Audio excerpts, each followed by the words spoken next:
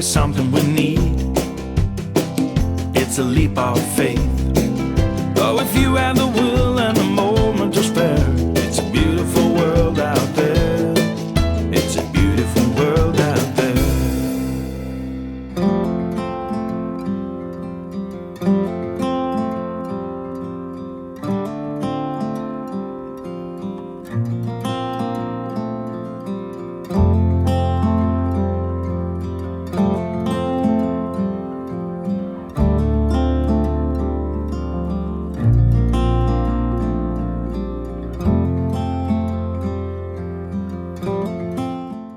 What was once an industrial area has been transformed into the breathtaking Loch Country Park, which offers something for everyone regardless of age, ability or interest.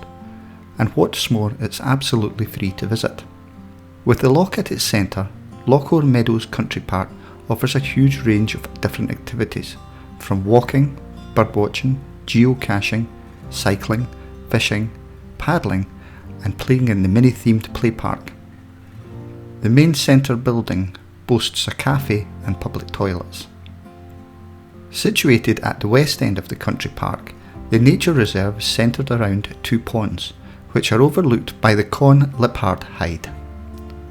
Within the reserves are a number of different habitats, including mixed woodlands, open grasslands, and the margins of Loch itself. Places where two habitats meet are often rich in wildlife. The nature reserve is a great place to spot the park's most colourful visitors, the kingfisher.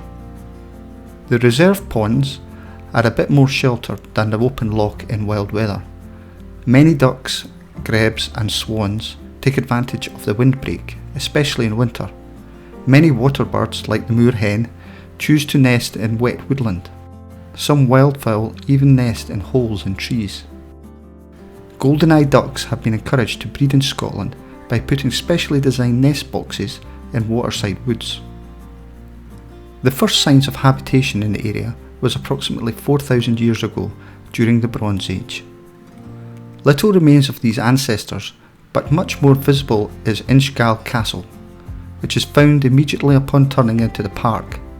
Originally surrounded by water, the earliest parts of the castle were built in the 14th century by Adam de Valence. The Roman general Agricola held winter quarters in AD 83 on the edge of Loch, soon after his invasion of Britain and before proceeding to meet Galgacus at the Battle of Mons Graupius. The original loch was completely drained from 1791 to 1795 by Captain Alexander Park to increase the acreage of productive farmland on his estate. Loch Castle stood on an island in the loch, and the original east shore is still visible in the King George V Park. The loch reformed due to mining subsidence.